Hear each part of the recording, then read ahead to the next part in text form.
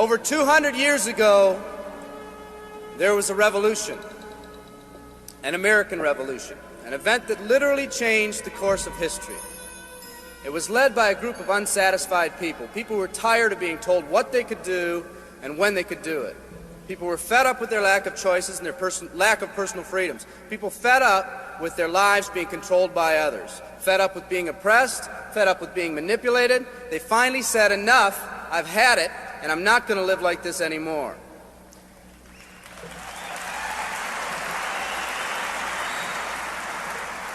Our ancestors were people that took full responsibility for what happened to them.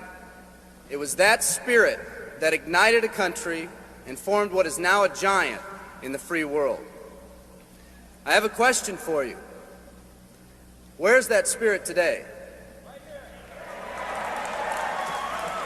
It's time for another revolution. Let me explain one of the laws of the universe. It's called the law of use, and it says simply this: whatever you don't use, you lose. Lack of use causes loss. Ambition unused declines. Faith unused decreases. If you don't use your skills, you lose your skills. If you don't use your freedom, you lose your freedom. Freedom does not come automatically. It's not attained and then handed down to us as an inheritance. It must be achieved each day. At the turn of the century, in the year 1900, less than 10% of us worked for other people or the government. Over 90% of us were self-employed. We were an independent people. In 1980, only 80 years later, over 90% of us worked for the other people or the government. Less than 10% of us were self-employed. We changed from an independent people to a dependent people. We'd slowly shifted from a people who took full responsibility for everything that happened to them to a people who've become talented and practiced at the art of blaming others for their problems.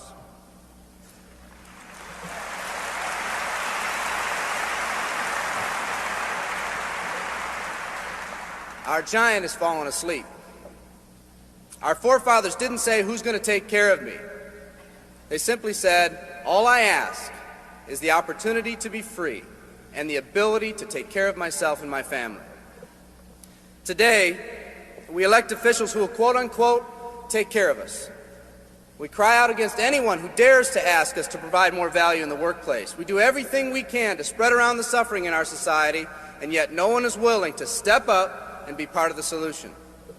We've slowly changed from a society that compensates based on value to a society that compensates based on entitlement and seniority. What we've come to believe is our due. We act as if someone actually owes us a living. Part of this change is due to the dramatic rise of conformity in our society. We're all taught to conform. Incredible pressures are put on us every day to do things, quote unquote, the right way. And yet no one asks the question, is this really the right way?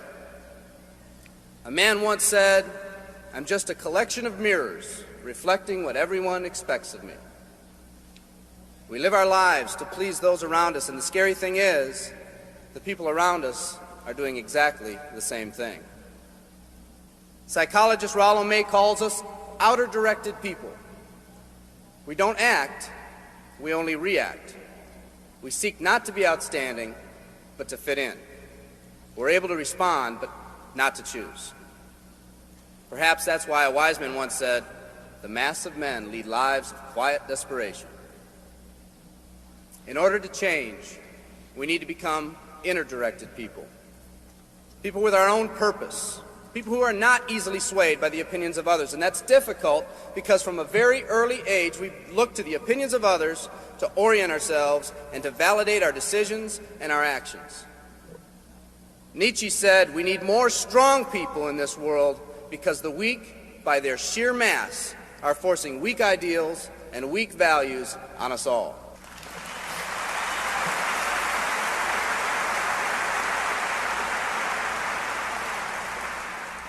Today's massive social and economic changes are waking this slumbering giant. Some people may not be ready right now for the changes happening today in today's society. It doesn't matter if they're ready or not. An old proverb says, if a man wants his dreams to come true, he must first wake up.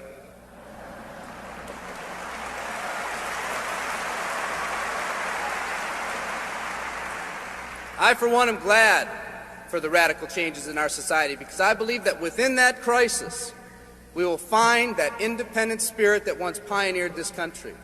Some of us are finally ready to change. The displacement of our workforce has caused many of us to start searching for something better. Moving products and moving services is our business and our goal, but what we are becoming in the pursuit of that goal is a larger and much more important issue. The rekindling of our independent spirit has more lasting value.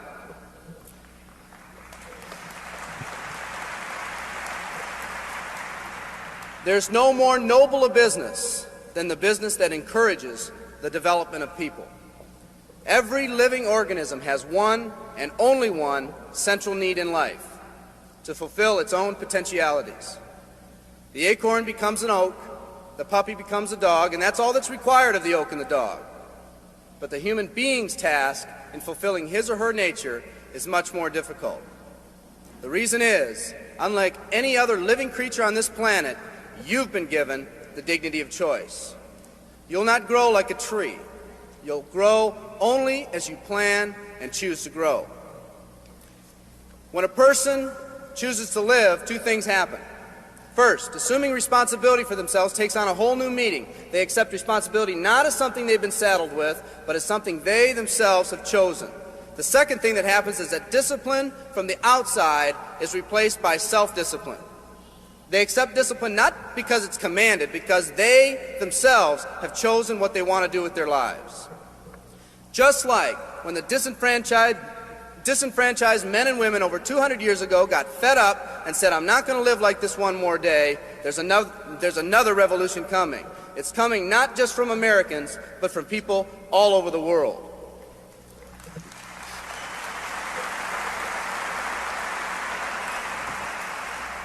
It's coming from people who've been oppressed in meaningless jobs, from people who've been unjustly held back, from people who've been slighted or ignored, from people who've had their hopes crushed time and time again by the circumstances around them, from people who've been playing in a game where the rules weren't the same for everyone, from people whose dreams have almost died by the methodical dripping of negative and pessimistic forces, people who've just been waiting for the right opportunity to present itself, an opportunity that they could hold on to, believe in, a place where people believed in them.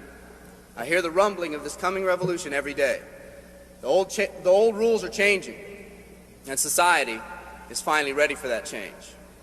Will people try to persuade you not to rise up? Yes, they will, and sometimes with the best of intentions. But we must fight anyone or anything that tries to influence us against our freedom. And they'll try. Believe me, they'll try.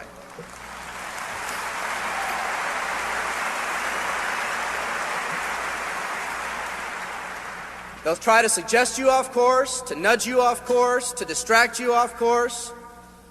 There's another revolution coming, and it's going to be led by a group of unique and courageous people like you.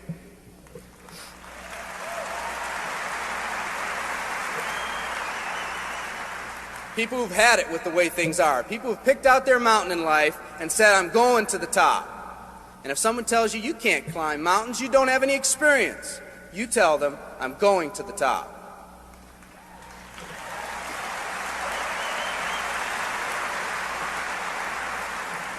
And if your neighbor tells you, "Come on, choose another mountain, that one's too rocky," what are you going to tell them? And if someone tells you, "Let's go over here where it's not so steep," what are you going to tell them? And if someone says network marketing, what are you going to tell them? And if your friend tells you, "Come on, let's climb this one, that one's too slippery," what are you going to tell them? If anyone tells you you can't go up, it's too rocky, too steep, too slippery, you say, "Listen here, I'm going up. You're either going to see me waving from the top or dead on the side. I'm not coming back."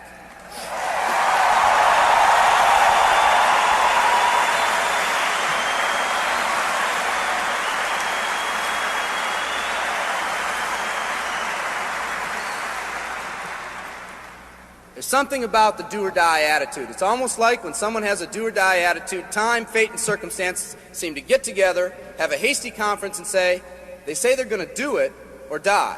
We might as well let them have it.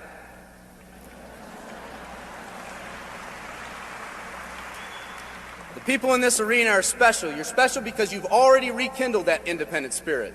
You've already said that you're not going to conform to negative pressures around you. You've all said enough, I've had it, and I'm not living like this anymore.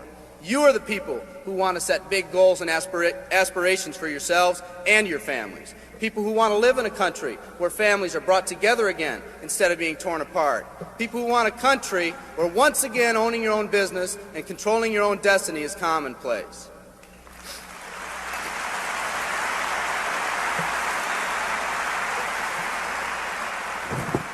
People who want a country where every man, woman, and child is treated with equal respect and dignity.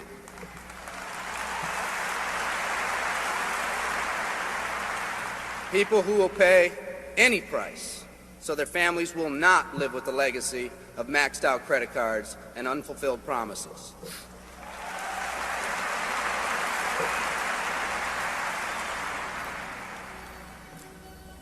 Today, we stand at the genesis of a new revolution, and people like you are going to lead it. Theodore Roosevelt said these words decades ago, and I think they're particularly appropriate today. He said, "We see across the dangers of the great future, and we rejoice as a giant refreshed. The great victories are yet to be won. The greatest deeds yet to be done. I've dreamt of a company that can give us the opportunity to make these dreams come true by allowing us all to fulfill our own true potential." I love you all. Thank you very much.